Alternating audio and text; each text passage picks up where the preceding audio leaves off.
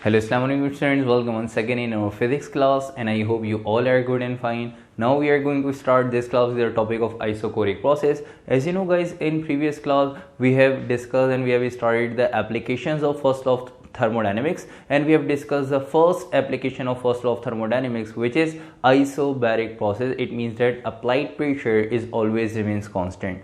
तो last class में हमने आइसोबैरिक प्रोसेस डिस्कस किया, जो कि फर्स्ट एप्लीकेशन है फर्स्ट लॉ ऑफ थर्मोडायनेमिक्स की, जिसके अंदर हमने पढ़ा कि अगर प्रेशर कांस्टेंट हो, ठीक है, तो फर्स्ट लॉ ऑफ थर्मोडायनेमिक्स पे क्या इंपैक्ट पड़ेगा और फर्स्ट लॉ ऑफ थर्मोडायनेमिक्स का क्या रिलेशन होगा, हम ये लास्ट क्लास में सीख के आए। तो आज की क्लास में हमने सेकंड एप्लीकेशन जो है वो फर्स्ट लॉ ऑफ थर्मोडायनेमिक्स की डिस्कस करनी है, वो जो कि आपके पास कौन सी है, आइसोकोरिक प्रोसेस। आइसोकोरिक प्रोसेस की अगर हम बात करें तो बेटे आइसो मीन्स सेम, ठीक है। अगर हम यहां पे बात करते हैं आइसो मीन्स सेम, ठीक है, और अगर हम बात करते हैं कोरिक की तो कोरिक मीन्स वॉल्यूम।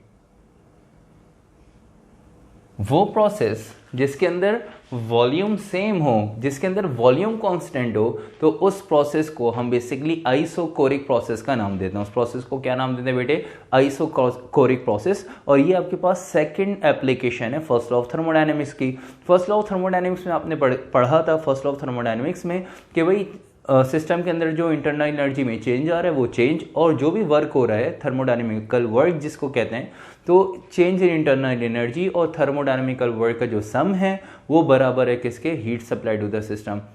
तो अब इस लॉ का जो ये रिलेशन है इसको अब हम पढ़ने जा रहे हैं सेकंड एप्लीकेशन पे, जो कि आइसोकोरिक प्रोसेस है। इसके अंदर आपने पढ़ा कि वॉल्यूम जो है वो क्या होता है, सेम रहता है, वॉल्यूम जो है वो क्या होता है, कांस्टेंट होता है। अब अगर वॉल्यूम कांस्टेंट हो तो फर्स्ट लॉ ऑफ थर्मोडायनेमिक्स के रिलेशन पे क्या इंपैक्ट पड़ेगा वो हम यहाँ पे देखेंगे और यहाँ पे हम वो सीखेंगे, ठीक है बेटे। तो सबसे पहले जो है वो आइसोकोरिक प्रोसेस की डेफिनेशन लिख लीजिएगा कि ये वो प्रोसेस है जिसके अंदर जो है वो वॉल्यूम जो है वो सेम रहता है, जिसके अंदर वॉल्यूम जो है वो कांस्टेंट रहता है। तो डेफिनेशन की हेडिंग डाल के आइसोकोरिक प्रोसेस की एक लाइन में छोटी सी डेफिनेशन लिख लें कि it is a process in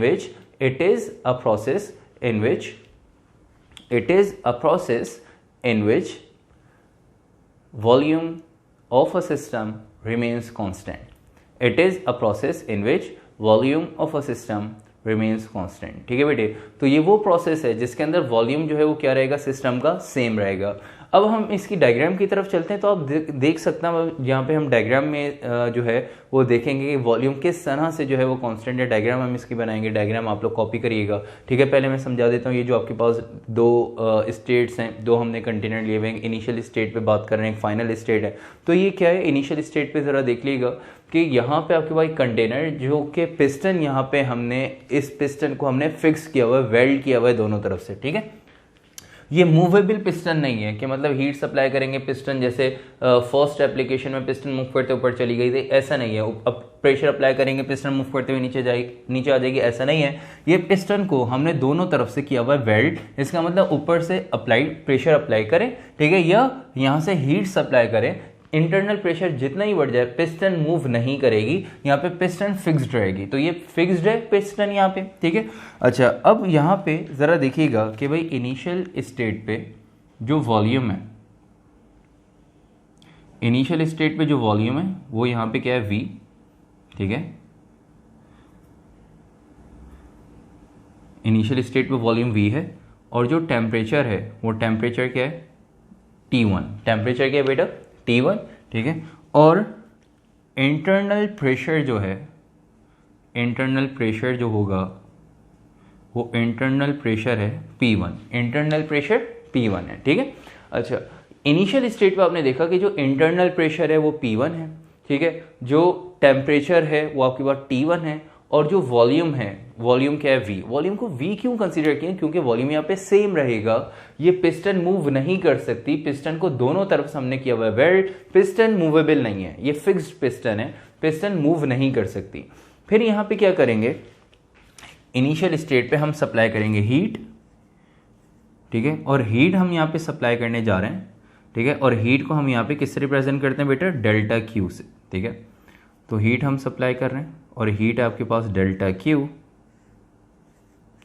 और क्योंकि वॉल्यूम यहाँ पे क्या है, सेम है, वॉल्यूम कांस्टेंट है, तो इस वजह से यहाँ पे हम डेल्टा क्यू वी से हीट को रिप्रेजेंट करेंगे। अगर प्रेशर कांस्टेंट है तो हम क्या लेते हैं कि delta Q P, volume constant है तो इस वजह से यहाँ पे हमने हीट सप्लाई को नाम दे दिया डेल्टा क्यू वी। मतलब हम यहाँ पे हीट सप्लाई कर रहे हैं उस सिस्टम पे जहाँ पे वॉल्यूम जो है वो सेम है, वॉल्यूम कांस्टेंट है, इस वजह से इसको हम डेल्टा क्यू वी से रिप्रेजेंट कर रहे हैं। ठीक है बेटे, अब आपने हीट सप्लाई की तो हीट सप्लाई करने से इंटरनल प्रेशर जो है वो क्या होगा, इंक्रीज होगा, इंटरनल प्रेशर बढ़ेगा, इंटरनल टेम्परेचर बढ़ेगा, इंटरनल एनर्जी जो है वो क्या होगी, इंक्रीज होगी। लेकिन ये पिस्टन जो है ना ये मूव नहीं कर सकती क्योंकि पिस्टन जो है फिक्स्ड है। तो इंटरनल जो प्रेशर है जो P1 है, ठीक है, इंटरनल प्रेशर क्या हो जाएगा, यहाँ पे इंक्रीज हो जाएगा। इंटरनल प्रेशर इंक्रीज होके, ठीक है, वो यहाँ पे P1 से क्या हो जाएगा, P2। वॉल्यूम जो है वो सेम रहेगा, पहले वॉल्यूम V था, अभी भी वॉल्यूम क्या रहेगा, V। और टेम्परेचर जो पहले T1 था, ठीक है, ये बढ़ के टेम्परेचर क्या हो जाएगा, T2। ठीक है, तो टेम्परेचर T1 था, बढ़ के क्या हो गया बेटा, T2। इंटरनल प्रेशर P1 था। अब हीट सप्लाई करेंगे तो मॉलिक्यूल्स की कोलिजन क्या हो जाएगी, अंदर इंक्रीज हो जाएगी। अब यहाँ पे जो है प्रेशर बढ़ेगा क्योंकि पिस्टन तो मूव ऊपर हो नहीं रही। जब पिस्टन मूव नहीं कर रही तो वॉल्यूम इंक्रीज नहीं हो रहा, तो प्रेशर बैलेंस नहीं हो रहा, प्रेशर क्या हो रहा है, मुसलसल इंक्रीज होगा। जैसे ही प्रेशर इंक्रीज हो रहा है तो प्रेशर P1 था, इंटरनल प्रेशर बढ़ के क्या हो गया बेटा, P2। ठीक है, टेम्परेचर T1 था, बढ़ के क्या हो जाएगा यहाँ पे टेम्परेचर T2। ठीक है, और वॉल्यूम जो है वो यहाँ पे क्या, V। फाइनल स्टेट में भी वॉल्यूम क्या रहेगा, V, क्योंकि वॉल्यूम यहाँ पे सिस्टम में कांस्टेंट है। क्यों, क्योंकि पिस्टन हमने यहाँ पे फिक्स की हुई है, पिस्टन मूव नहीं होगी। जब पिस्टन मूव नहीं होगी, जितनी भी आप हीट सप्लाई कर लें, तो इसका मतलब यहाँ पे वॉल्यूम कांस्टेंट रहेगा। और बेटे आपने एक चीज़ नोट करनी है कि अगर यहाँ पे पिस्टन मूव नहीं कर रही तो इसका मतलब यहाँ पे वर्क नहीं हो रहा, वर्क डन यहाँ पे क्या है, ज़ीरो, क्योंकि पिस्टन मूव करेगी तो वर्क होगा। ठीक है, हीट सप्लाई करने जब पिस्टन मूव करते ऊपर नहीं जा रही, ठीक है, पिस्टन मूव नहीं करी, तो इसका मतलब पिस्टन अगर फिक्स्ड है तो यहाँ पे वर्क नहीं हो रहा और वर्क डन यहाँ पे क्या है, ज़ीरो। ठीक है, तो इसका मतलब यहाँ पे क्या होगा कि ये जो आपके पास सेकंड एप्लीकेशन है फर्स्ट लॉ ऑफ थर्मोडायनेमिक्स की, इसके अंदर वर्क डन क्या है, ज़ीरो। इसको हम मैथमेटिकली जो है वो प्रूव भी करके दिखाएंगे कि वर्क ज़ीरो कैसे है। ठीक है, तो यहाँ पे हमने अब तक ये देखा डायग्राम में कि इनिशियल स्टेट पे टेम्परेचर T1 था, इंटरनल प्रेशर जो इनिशियल स्टेट पे P1, वॉल्यूम था V, पिस्टन जो है वो क्या है, फिक्स्ड है। आपने हीट सप्लाई की, हीट सप्लाई करने से इंटरनल प्रेशर बढ़ा, तो इंटरनल प्रेशर जो P1 था बढ़ के क्या हो गया बेटा, P2, और वॉल्यूम जो है वो सेम रहा, और टेम्परेचर जो T1 था वो बढ़ के क्या हो गया फाइनल स्टेट पे T2। डायग्राम समझ में आ गई होगी, डायग्राम जल्दी से कॉपी करें और उसके बाद हेडिंग डाल दें एक्सप्लेनेशन की और एक्सप्लेनेशन लिखना स्टार्ट करें। ठीक है बेटे, हेडिंग डाल दिएगा एक्सप्लेनेशन की।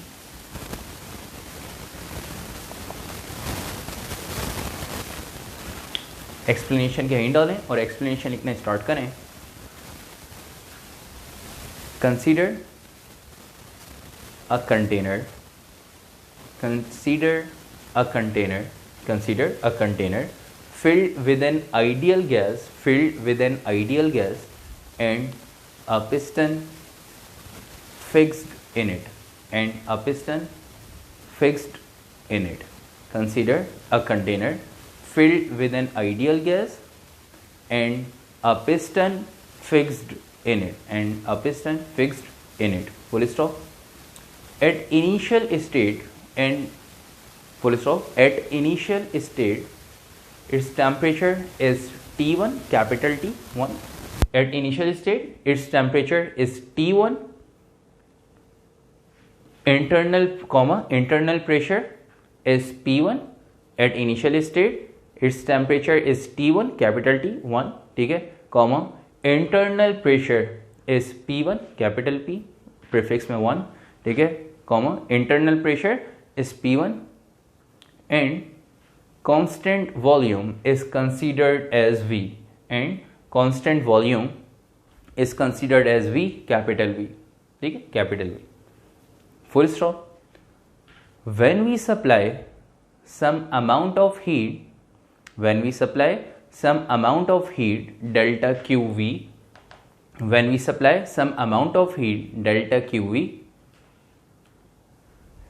internal pressure and temperature are increased. When we supply some amount of heat, bracket में लिखिएगा delta Q V, internal pressure and temperature are increase at constant volume, internal pressure and temperature are increase at constant volume. ठीक है बेटे, full stop. यहाँ तक आके explanation आप लोगों ने कंप्लीट कर ली कि अगर आपके पास वॉल्यूम कांस्टेंट हो, ठीक है, तो अब यहाँ पे फर्स्ट लॉ ऑफ थर्मोडायनेमिक्स के रिलेशन पे क्या इंपैक्ट पड़ेगा, चलते हैं उसको मैथमेटिकली हम यहाँ पे चेक करते हैं, मैथमेटिकली प्रूव करते हैं कि भाई अगर यहाँ पे पिस्टन मूव नहीं कर रही तो वर्क डन क्या होता है, जीरो। मैथमेटिकली इसको देखते हैं। ठीक है बेटे, तो हिंट डाल दिएगा मैथमेटिकल रिप्रेजेंटेशन की।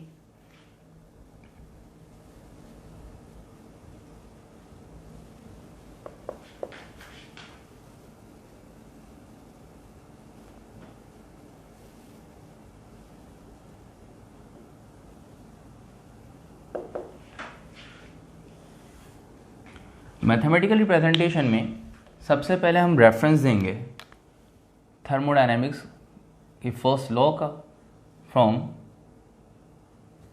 First law of thermodynamics.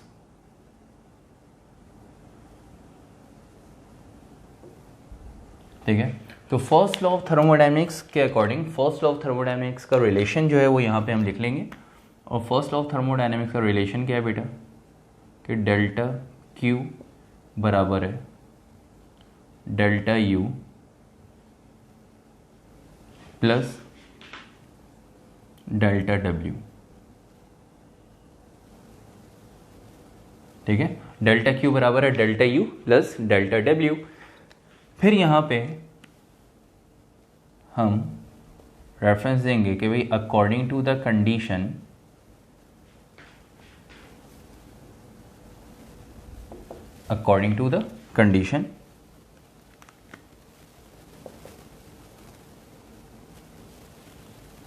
Delta Q जो है वो बराबर है किसके, डेल्टा क्यू वी के। ठीक है, डेल्टा क्यू किसके बराबर है, यहां पे आप देख सकते हैं डेल्टा क्यू बराबर है डेल्टा क्यू वी, और डेल्टा डब्ल्यू जो है वो किसके बराबर होता है बेटे, डेल्टा डब्ल्यू बराबर होता है पी डेल्टा वी। ठीक है, डेल्टा डब्ल्यू बराबर है किसके, पी डेल्टा वी। अब यहाँ पे वैल्यू अगर हम पुट करें तो रिलेशन बन जाएगा डेल्टा क्यू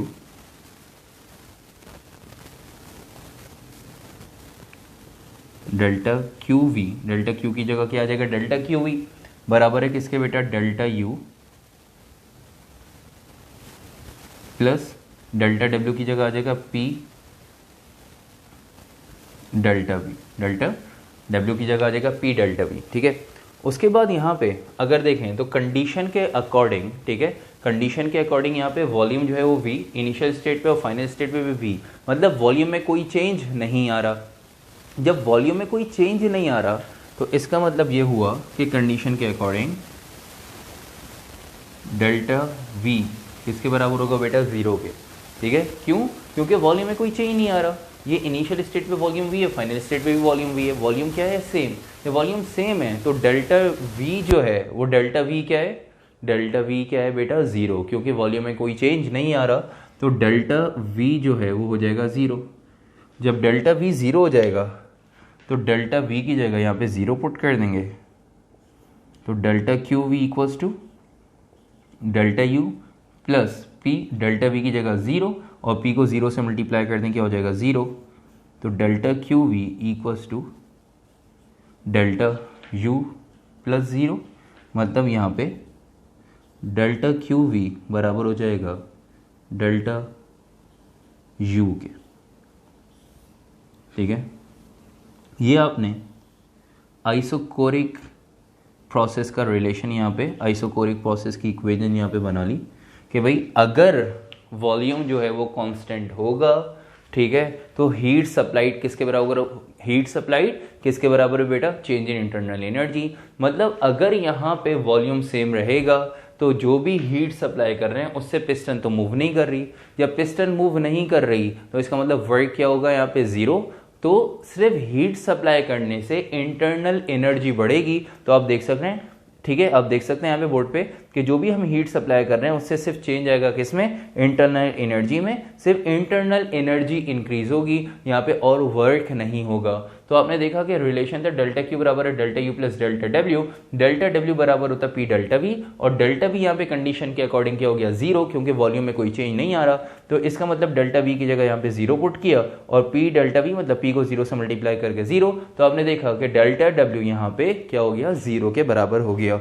मतलब यहाँ पे जो वर्क है वो वर्क डन क्या है, जीरो। ठीक है, तो वर्क डन जीरो, क्योंकि पिस्टन मूव नहीं कर रही। जब पिस्टन मूव नहीं कर रही तो थर्मोडायनेमिकल वर्क नहीं हो रहा। जब थर्मोडायनेमिकल वर्क नहीं हो रहा तो इसका मतलब यहाँ पे थर्मोडायनेमिकल वर्क मतलब वर्क डन यहाँ पे क्या है, जीरो। तो आपने देखा कि भाई हीट जब हम सप्लाई करेंगे तो हीट सप्लाई करने से सिर्फ इंटरनल एनर्जी यहाँ पे इंक्रीज होगी। हीट सप्लाई करने से इंटरनल एनर्जी इंक्रीज होगी, यहाँ पे कोई भी वर्क नहीं होगा। तो according to the second application of first law of thermodynamics, according to the isochoric process, first law of thermodynamics का रिलेशन आपने यहाँ पे बना लिया कि अगर आपके पास वॉल्यूम कांस्टेंट हो तो हीट सप्लाई करने से सिर्फ और सिर्फ इंटरनल एनर्जी इंक्रीज होगी, वर्क डन यहाँ पे क्या होगा, जीरो। ठीक है बेटे, यहाँ तक कॉपी करें। अब आपको यहाँ पे मैथमेटिकल समझ में आ गया होगा। मैथमेटिकली हमने प्रूव कर दिया कि हीट सप्लाई करने से अगर पिस्टन मूव नहीं करेगी तो यहाँ पे वर्क डन क्या होगा, जीरो, और हीट सप्लाई करने से सिर्फ इंटरनल एनर्जी क्या होगी, इंक्रीज होगी। ठीक है बेटे, यहाँ तक इसको कॉपी करें और कॉपी करने के बाद जल्दी से नीचे एक लाइन में लिख लीजिएगा, it is an equation of isochoric process. It is an equation of isochoric process. It is an equation of isochoric process. ठीक है बेटे, इसके बाद हम अब चलते हैं पीवी डायग्राम बनाने, मतलब ग्राफिकली इसको हम प्रेजेंट करने जा रहे हैं कि अगर वॉल्यूम कांस्टेंट हो, ठीक है, तो क्या इम्पैक्ट पड़ेगा यहाँ पे, किस पे, फर्स्ट लॉ ऑफ थर्मोडायनेमिक्स पे। ठीक है, चलते हैं इसको ग्राफिकली प्रेजेंट करने कि भाई अगर वॉल्यूम कांस्टेंट हो तो इंटरनल प्रेशर में किस तरह से चेंज आएगा। ठीक है, और उसको ग्राफिकली कैसे प्रेजेंट करेंगे। तो हेड डाल दीजिएगा ग्राफिकली प्रेजेंटेशन की, जिस तरह से हमने आइसोबैरिक प्रोसेस के अंदर ग्राफिकल प्रेजेंटेशन की थी, बिल्कुल इसी तरह से आइसोकोरिक प्रोसेस के अंदर भी हम इसको ग्राफिकली प्रेजेंट करेंगे। ठीक है बेटे, तो हेड डाल दिएगा ग्राफिकल रिप्रेजेंटेशन।